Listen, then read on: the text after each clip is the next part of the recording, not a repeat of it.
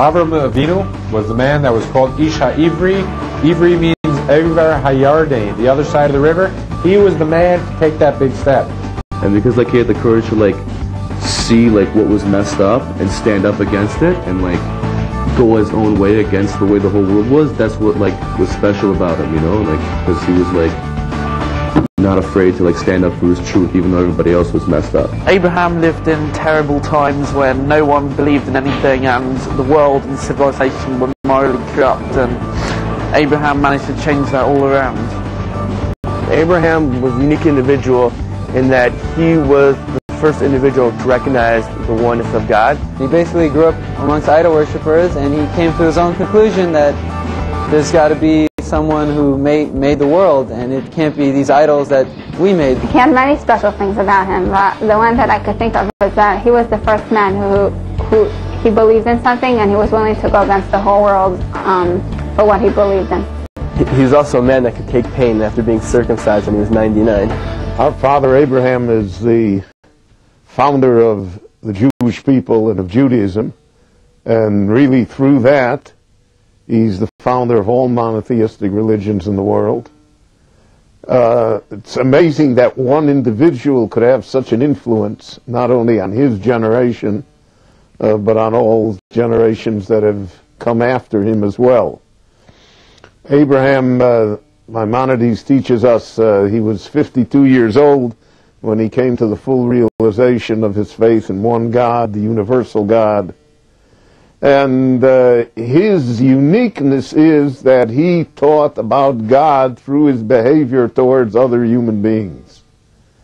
He didn't preach God, he preached kindness, compassion, charity, right and wrong. And through those methods, he was able to influence people to realize that there is a God in the world. The famous idea that the Midrash says that when he invited people to his home to eat, and after they were done eating, he said, now we have to say thank you. So they thought that he meant to say thank you to Abraham and to Sarah who prepared the meal, which certainly is true. But he said, no, we have to say thank you to the Lord that has given us our bread, that has given us life.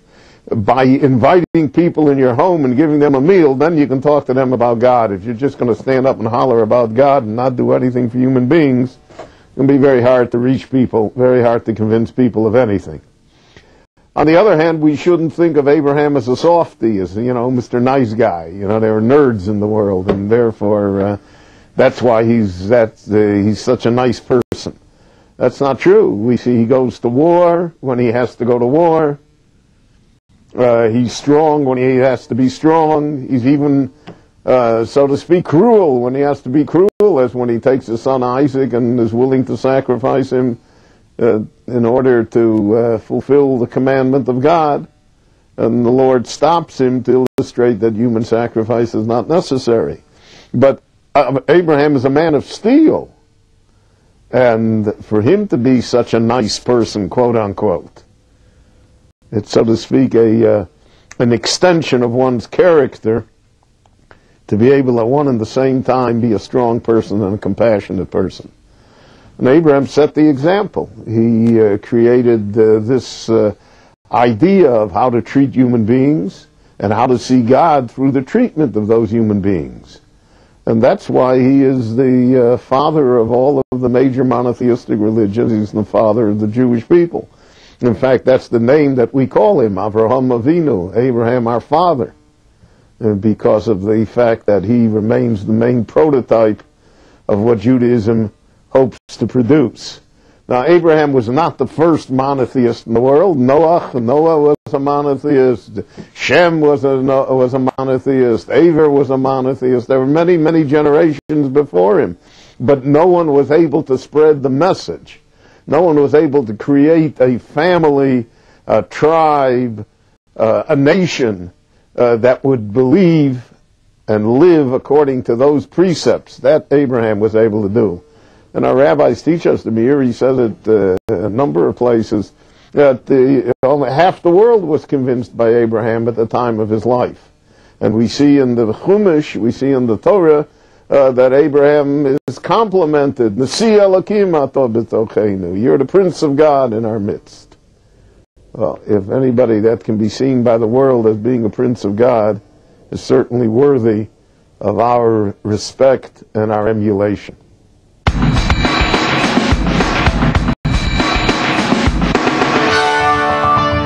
Not as far as I know. Many people say that Christopher Columbus could have been Jewish himself, but with a name like Christopher, I mean, you know, that's really having a laugh in itself. I don't think he was Jewish, but I think I heard that a lot of his crew members were Jewish, as sailors and things like that. I believe Christopher Columbus was a Jew living in Spain. That's what they say his mom was. Usually that means he is. They say, this I'm not 100% sure, but they say that Columbus's navigator was a Jew. This is one of the trick questions in Jewish history. Was Christopher Columbus Jewish? What we do know about Christopher Columbus is that he came from a family that originally was Jewish. In 1391 there were great pogroms throughout Spain, and many of the Jews were forced to convert to Christianity because of the threat of being killed. Columbus's family, which originally was Jewish, became Christian and moved to Italy, lived in Genoa, where Columbus was born. Columbus himself was a Christian. However, we do find, and scholars have written many articles and books about the matter, we do find that Columbus had certain Jewish, what shall I say, characteristics.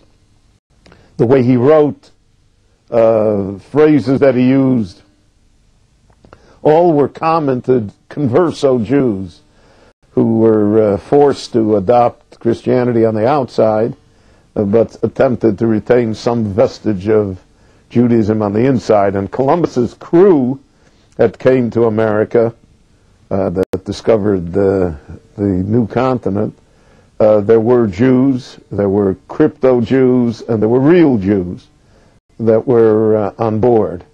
And therefore, this tantalizing mystery has always existed, was Columbus Jewish or not. I think that what's more important is the fact that Columbus's expedition to the New World was financed by Jews. Abraham Senior and other Jewish financiers in Spain were the ones that put up the money for the exploration. And two, the fact that the exploration mission, the boats left just at the very same time that the expulsion of the Jews from Spain occurred in August of 1492. And therefore, Columbus's role in discovering the New World, which would provide such a wonderful haven for Jews centuries later, is tied inextricably to Jewish history, to one of the saddest chapters in Jewish life, which is that of the expulsion from Spain. So Columbus has a role in Jewish history, even if he himself could not under any circumstances be considered to be Jewish either in halachic or in the social fashion. But nevertheless, he has Jewish attachments which make the question so poignant, and why it hasn't gone off the table, so to speak, for many centuries.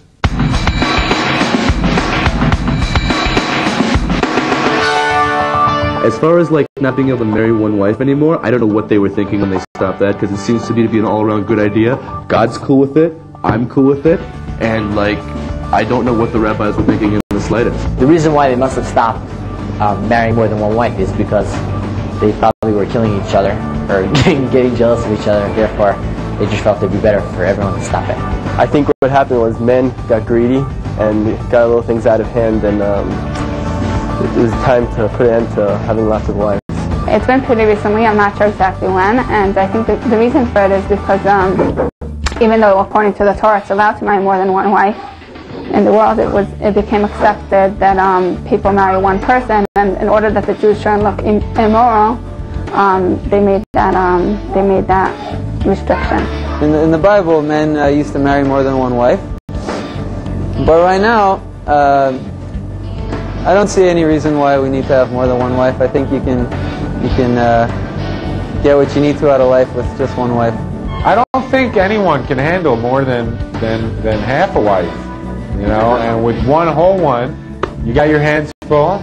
Another 18 is not going to do you any better in fulfilling your goal in this world and in your life. I think it might be a good idea for Jews to marry more than one wife, but that's from a very selfish point of view. As for marrying only one wife, that's also good because you'll have a more intimate relationship with her if she's the only one. Polygamy was never a mainstream idea in Jewish life. Even at a time when polygamy was permitted and practiced, very few Jewish homes were based on polygamy. And most of the time when polygamy was practiced, it was simply because of the fact that there were women who could not be left alone in a very dangerous and anti-feminine society, and therefore needed to be part of a home and part of a family. And therefore, many times a man would take a second wife as much out of compassion for the woman as out of his own personal needs. The rabbis always said that 2 women in the kitchen is problems, and 2 women in other rooms in the house is certainly problems. So therefore, it never was encouraged. However, in the 11th century, Rabbi Gershom, the Light of the Exile, who was really one of the founders of Ashkenazic Jewry, at a convocation of rabbis, passed a law, so to speak, a decree that banned polygamy entirely. Part of the problem was that living in the Christian society, which even looked at askance at marriage at one wife and held that celibacy was the height of purity, 2 wives looked like immorality. And partly because of the pressures, the economic and other pressures of the exile, the ban was widely accepted. And from that time on, Ashkenazic Jewry banned polygamy, almost under all circumstances.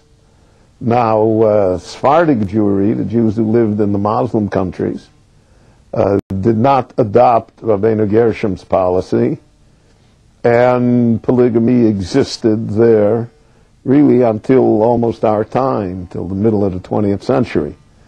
However, there also it was not the norm, not the mainstream, and almost in all cases there were extenuating circumstances that contributed to the fact that there was a polygamous house.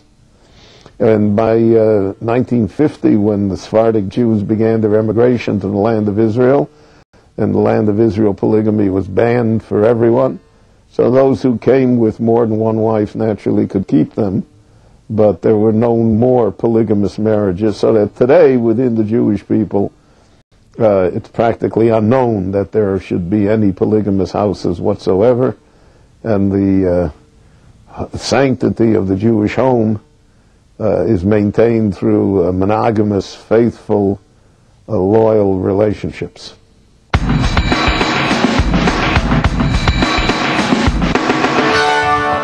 The Hasidim have been around for, I would think, 3,000 years, 2,000 years. The first chassid was the Baal Shem Tov. I'd have to say he went back a good, at least 500 years. I'm thinking, you know, I'm hearing from the audience that it might be closer to about 200 years, maybe 100 and a lot of change, closer to 200. 800 years,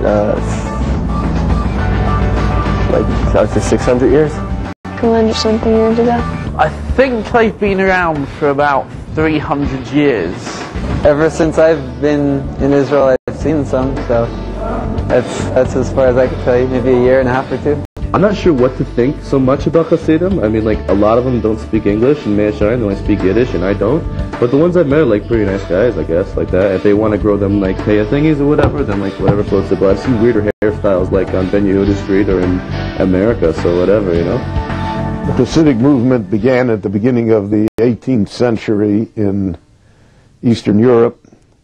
Its founder, Rabbi Yisrael Baal Shem Tov, was a charismatic teacher and leader who, even though he lived a relatively short life, he died in his 50s, had enormous influence on his disciples, who spread the message of Hasidus throughout Eastern Europe. Eventually, almost all Polish Jewry, Galician Jewry, Ukrainian Jewry became Hasidic. Penetrated into Central Europe, Czechoslovakia, Hungary, Romania, and the Hasidic movement is a revolution, so to speak, because in the 18th century when it began, the old forms of study and of Jewish social life began to break down. You had the beginning of all sorts of changes in the general world. New ideas, the Enlightenment, ideas of urbanization and industrialization came into the world. The Hasidic movement came to, not to counter these ideas as much as to provide an alternative to the ideas, to create a spiritual world where Jews could live.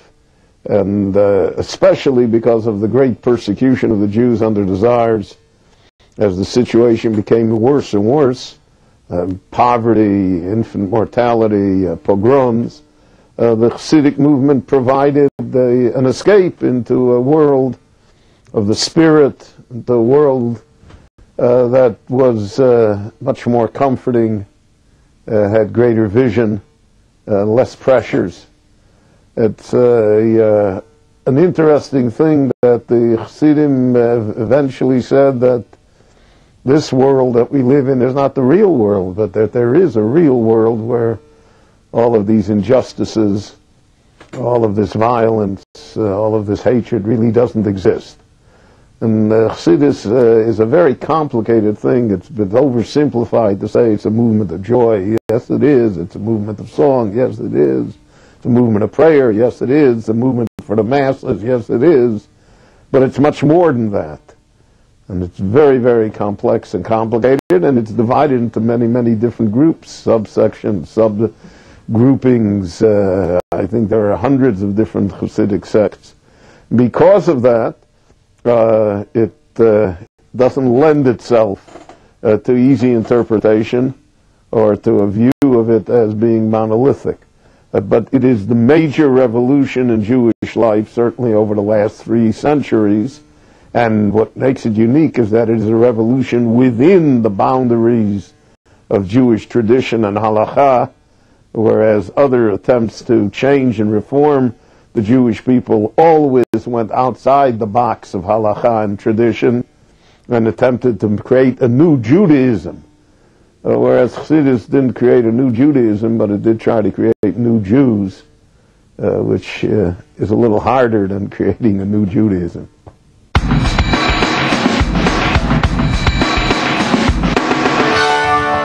The Messiah is a very old man with a very long white beard who will come all dressed in white and barefoot, but will be numb to pain.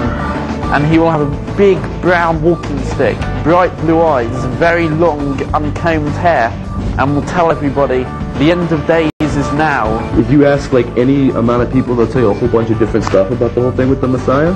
But like my own personal thing is just like when like the Messiah comes, like that's when like people are finally gonna like be smart about like what matters and what doesn't. The Messiah is a man, a regular human being, born in blood, that when he comes, it will be the time when the whole world will unite, when there will be peace on earth.